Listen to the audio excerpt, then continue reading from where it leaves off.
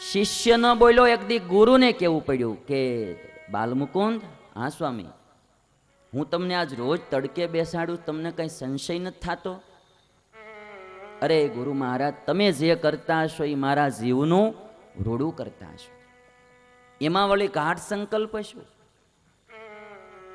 ગુણાતીતાનંદ સ્વામી કહે છે કે સાધુરામ, તમારું શરીર થોડુંક રૂપાળું છે ને, એટલા માટે હું તમને તડકે બેસાડું છું કે ક્યારેક તમારા શરીરને જોઈને કોઈને મોહ થાય તો એના જીવનું બગડે, અને એટલા માટે હું તમને તડકે બેહાડી તમારું ચામડું કાળું કરાવું છું. જો મહાપુરુષોની વિચારધારાઓ કે કોઈને આપણામાં મોહ ન થાય એટલા માટે. અને એમાં બાળમુકુંદ કહી શકે કે મોહ થાય તેને તે મને એવું કરવા તડકે બાળો છો? એમ નહીં, એ ગુરુ ભક્ત થયા, એને સમાજ યાદ કરે. ભાઈ, કોઈ પણ માણસ પાસે જાય બાળમુકુંદ સ્વામી અને કે ધામમાં જવું છે તો કે હા ફેરવ્યું માળા, એ 2-5 માળા ફેરવે ને ત્યાં ધામમાં મોકલી દે. બાલમુકુંદ સ્વામીએ કેટલા વ્યક્તિઓને આ રીતે ધામમાં મોકલ્યા, એ પ્રતાપ ગુરુની કૃપા. પ્રભુ ભક્ત હોય, ગુરુ ભક્ત હોય, પિતૃ ભક્ત હોય, આજ બી સમાજ શ્રવણને ભૂલ્યો નથી. કાવડમાં મા બાપને બેસાડી 4 ધામની એને યાત્રા કરાવી હતી. એ પિતૃ ભક્ત હતો.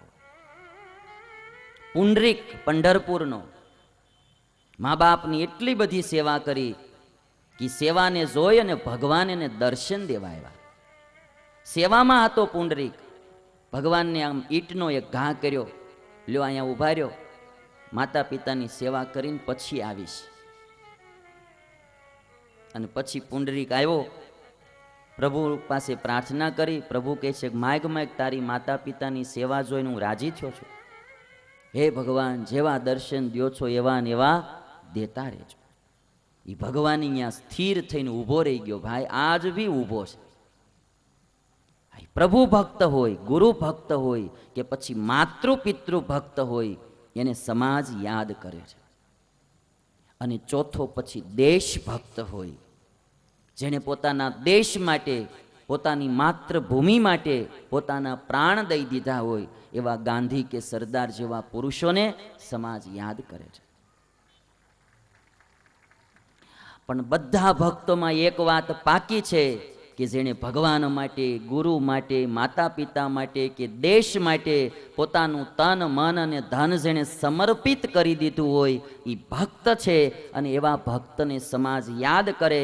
અને એવો જો કોઈ ભક્ત આ દુનિયામાં થયો હોય જેમાં પ્રભુ ભક્તિ પણ ગજબની હતી, ગુરુ ભક્તિ પણ ગજબની હતી, માતૃ પિતૃ ભક્તિ પણ ગજબની હતી, અને જેના હૃદયમાં દેશ ભક્તિ પણ અપરંપાર હતી, એવો ભક્ત થયો હોય તો આ દેશમાં દાદો ભીષ્મ થયો છે. કૃષ્ણમાં પણ એને એવી અઢળક ભક્તિ, ગુરુમાં એવી નિષ્ઠા, ગુરુજનોને આદર દેવો, ગુરુજનોનો સત્કાર કરવો. અને પિતા પ્રત્યેની ભક્તિની તો વાત જવા દો. રૂવાડા બેઠા કરી દે મારા ને તમારા ભાઈ, કે આને એક પિતા પ્રત્યે કેટલી ભક્તિ હતી. 4 ભક્તિના જો સમન્વય થયા હોય દાદા ભીષ્મમાં. મારે આજ તમને એ દાદા ભીષ્મની થોડી જીવન ચરિત્રની વાત કરવી છે. દાદો ભીષ્મ એટલે બ્રહ્મચર્યની મૂર્તિ, દાદો ભીષ્મ એટલે સમર્પણની મૂર્તિ, દાદો ભીષ્મ એટલે બલિદાનની મૂર્તિ, દાદો ભીષ્મ એટલે પરાક્રમની મૂર્તિ, દાદો ભીષ્મ એટલે પિતૃભક્તિની મૂર્તિ, અને દાદો ભીષ્મ એટલે દેશભક્તિનું મૂર્તિમંત સ્વરૂપ. આપણે એમ કહેવાય ને કે આપણા દેશમાં 4 દાદા છે ને બહુ પ્રસિદ્ધ થયા.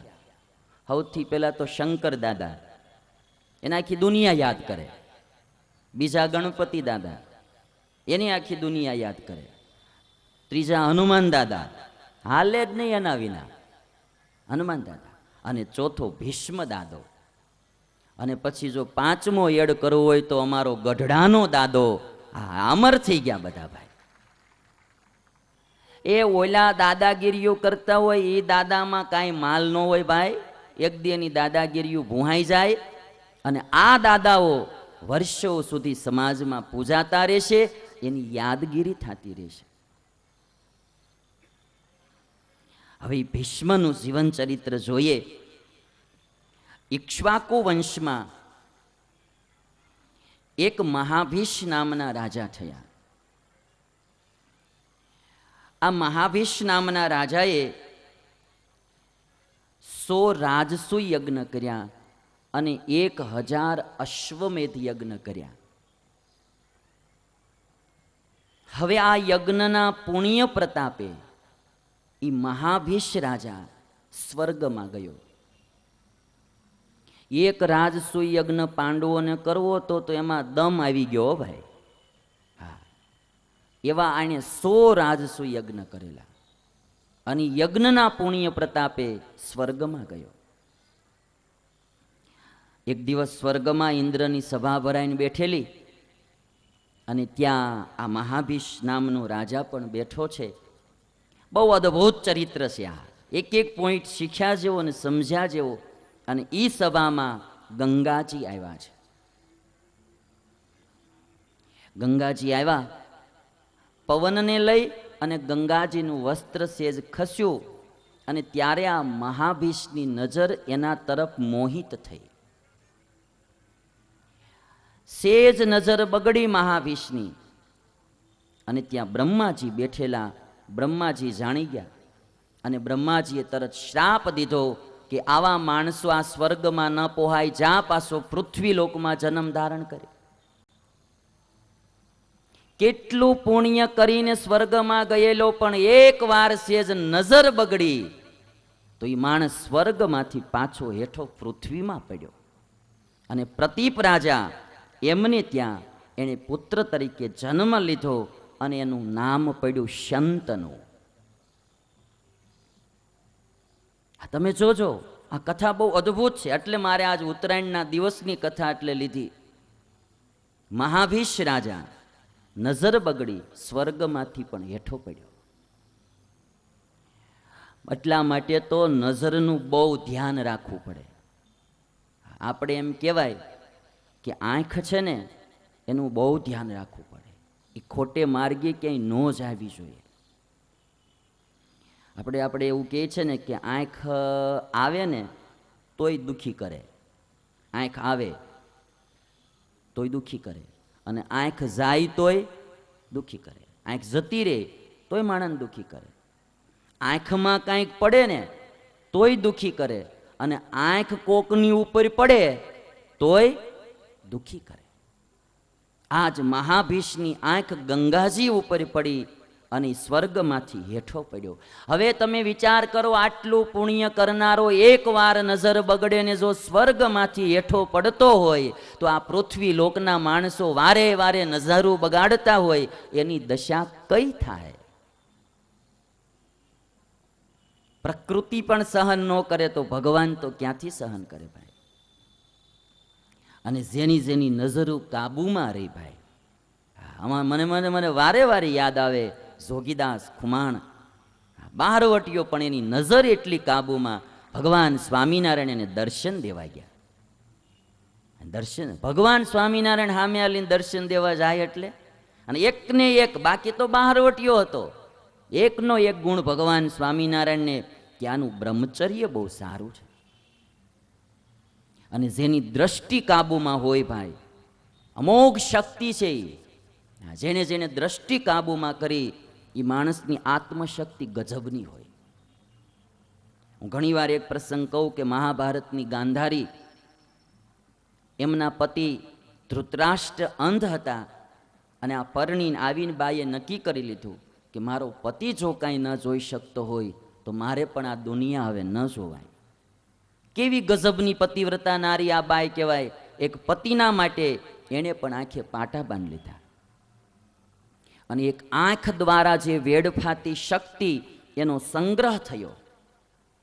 અને જે દિવસે મહાભારતનું યુદ્ધ ખેલાતું હતું અને ત્યારે મહાભારતના યુદ્ધ પહેલા ગાંધારીએ દુર્યોધનને એટલું કહ્યું કે બેટા, કાલ સવારે તું મારી પાસે આવજે અને દિગંબર આવજે, કોઈ વસ્ત્ર ન પહેરતો. હું મારો પાટો ખોલીશ અને મારી દિવ્ય દ્રષ્ટિ તારા ઉપર પડશે તું આખો વજ્રનો થઈ જઈશ અને પછી તને કોઈ યુદ્ધમાં જીતી નહીં શકે. હવે એ દુર્યોધન તો બિચારો હવારમાં આલ્યો દિગંબર, વહેલી હવારે કોઈ ભાળી ન જાય એમ બીતો બીતો જાય. કૃષ્ણને એમ થયું કે જો આવડો અહીંયા પોગી ગયો ને તો કામ બધું ખતમ, મારી જે બાજી છે આખી ઊંધી પડી જાય. એટલે રસ્તામાં જે વન આવતું હતું, જંગલ આવતું હતું, એમાં કૃષ્ણ માળીનું રૂપ લઈને ઊભા રહી ગયા અને હામાં મળ્યા નાની કે એ ક્યાં જાશો ભાઈ?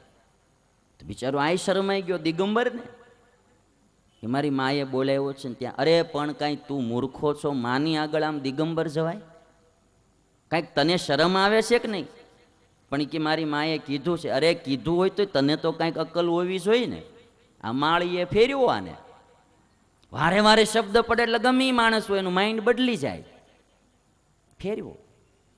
અને કે કમસે કમ જરાક તો વીટતો જા. ફૂલડાનું સેજ નાનું એવું બનાવી દીધેલું અને અહીં કેડે વીટાવી દીધું. અને દુર્યોધન ગયો અને ગાંધારીએ પાટા છોડ્યા અને દ્રષ્ટિ પડી ભાઈ વજ્રનો કરી દીધો. દ્રષ્ટિ પડીને તો કહે છે કે મેં તને કીધું તું દિગંબર આવજે. દિગંબર કેમ ન આવ્યો? તો કે મને એક રસ્તામાં માળી મળી ગયો ને એને મને આ કપડું પહેરે. એ માળી ન હોય, એ વનમાળી હોય, એના વિના કોઈને હુજે નહીં. કે હવે તારો આટલો ભાગ કાચો રહી ગયો. અને તમે જો મહાભારતની કથા, ત્યાં જ ભીમે ગદા મારીને દુર્યોધનને માર્યો ભાઈ. એટલો ભાગ કાચો રહી ગયો. જીવનમાં જેટલો ભાગ કાચો રહી જાય ને ત્યાંથી જ આપણે મરવાના છે. બધા ભાગ પાકા કરવા પડે જીવતા હોય ત્યાં ભાઈ. આંખ કાચી રહી ગઈ, કાન કાચા રહી ગયા, ભજન કાચું રહી ગયું, વૈરાગ કાચો રહી ગયો, જીવનમાં સમજણ કાચી રહી ગઈ, ભગવાનની ઉપાસના કાચી રહી ગઈ. એ આપણને મારી નાખશે, એ જન્મ લેવડાવશે. દરેક ભાગ પાકો થવો જોઈએ. પણ એ ગાંધારીની દ્રષ્ટિ અમોઘ કેટલી કે આખી જિંદગી જેણે આંખ દ્વારા વેડપાતી શક્તિને એને સંગ્રહ કર્યો તો દુર્યોધનને વજ્રનો બનાવી દીધો. મારીને તમારી પાસે આવી પાંચ ઇન્દ્રિયો છે, આંખ, કાન, નાક, આના દ્વારા વિષયો ભોગવીને આપણી આત્મશક્તિને આપણે વેડફી નાખી છે. ગરબામાં પાણી ન ભરાય ભાઈ, ભરો ને તોય બારા નીકળી જાય. એમાં 5 ઇન્દ્રિયો છે ની કાણા છે. આ ગરબામાંથી જે કાંઈ આત્મશક્તિ હોય ને એ બધી એના દ્વારા બારી વહી જાય છે. નજર કાબુમાં રાખવી જોઈએ. અને પછી આ શંતનુ રાજા આ બાજુ જન્મા. બ્રહ્માજીએ છે તો ગંગાને પણ શ્રાપ દીધો કે તમે બી પૃથ્વી લોક ઉપર જન્મ ધારણ કરો. હવે ગંગાજી આ બાજુ જન્મ ધારણ કરવાનું નક્કી કરે. જતા હતા પૃથ્વી લોકમાં આવવા માટે. એમાં 8 વસુ સામા મળ્યા. જે આપણે દેવ યોનીમાં એક 8 વસુઓ આવે. ગંગાજીએ પૂછ્યું કે તમે ક્યાં જાઓ છો? તો કે અમને વશિષ્ઠનો શ્રાપ લાગ્યો છે. એ જમાનામાં શ્રાપ બહુ લાગતા, કારણ કે ઋષિઓ મુનિઓ બધા તપસ્વી ભજની હતા, એટલે શ્રાપ દે એટલે લાગતો. અટાણી લોકો શ્રાપ તો બહુ દે પણ હારું જ કોઈનો લાગતો નથી. અટાણા માણસો કેવા શ્રાપ દીધા કરે. જરાક ચા ટાઈમે નો કરી દીધી હોય વહુએ ત્યાં હાહો શ્રાપ મળે દેવા, હે તારું નખો નીકળી જાય, હે તારું ધનુષ. એમ કાંઈ ન થાય. હા, ક્રોધના જાળા એમ તારા શ્રાપ કાંઈ આન ન લાગે. કંઈક માલપા બેલેન્સ જોઈએ, ભજનનું ને તપનું, સંયમનું. એના આશીર્વાદો ફળે, એ એના શ્રાપ ફળે. 8 વસુ કહે છે કે અમને વશિષ્ઠે શ્રાપ દીધો. શું કરવા દીધો? તો કે અમે એક દિવસ પત્નીઓ સાથે ફરવા ગયેલા અને એમાં અમારી પત્નીઓએ કહ્યું કે તમે વશિષ્ઠની ગાયું લઈ આવો, અમારી ગાયું જોતી છે. અને એ જમાનામાં ધનમાં ગાય છે એ ધન ગણાતું. અને આ લોકોએ પત્નીના કહેવાથી ધનનું ચોરી કરી અને ધનનું અપહરણ કરી અને એની પત્નીઓને દીધું. અને ત્યારે વશિષ્ઠ નારાજ થઈને અમને શ્રાપ દીધો કે જાઓ તમે સ્વર્ગમાં રહેવાને લાયક નથી, માટે પૃથ્વી ઉપર અવતાર ધારણ કરો. એક ગુરુએ શિષ્યોને પૂછ્યું કે બેટા સવાર થયો ક્યારે કહેવાય? તો એક શિષ્ય કહે છે કે બ્રાહ્મ મુહૂર્ત થાય એટલે સમજવું કે સવાર થઈ ગઈ. બીજાને પૂછ્યું, બીજો કહે છે કે આમ જરા જરા મોં ઉજણું અંજવાળું થાય એટલે સવાર થયું કહેવાય. ત્રીજો કહે છે ગુરુદેવ એકદમ અંજવાળું થઈ જાય ને ત્યારે સવાર થયું કહેવાય. ચોથો કહે છે કે ગુરુદેવ સૂર્ય ઉદિત થાય ને ત્યારે સવાર થયું કહેવાય.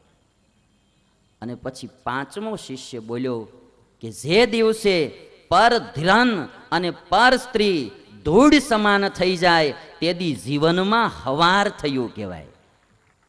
તેથી જીવનમાં હવાર થયું કહેવાય. બાકી તો અંધારા જ છે ભાઈ. કેટલાયના જીવનોમાં હજી અંધારા છે. હવાર ક્યાં પડ્યા? જેથી આપણી દરેક ઇન્દ્રિયો કાબુમાં હોય, આપણું મન કાબુમાં આવી જાય અને આપણી પરધન અને પરસ્ત્રી ઉપર નજર કોઈથી બુરી થાય જ નહીં, તેથી આપણા જીવનમાં સવાર થયું કહેવાય. બાકી તો અંધારું છે. 8 વસુઓ કહે છે ગંગાજી અમારે પૃથ્વીલોકમાં જાજુ રહેવું નથી. તમે અને પૃથ્વીલોકમાં અમે જે કોઈ માણસો હોય એના ઉદરમાં અમારે જન્મ પણ લેવો નથી.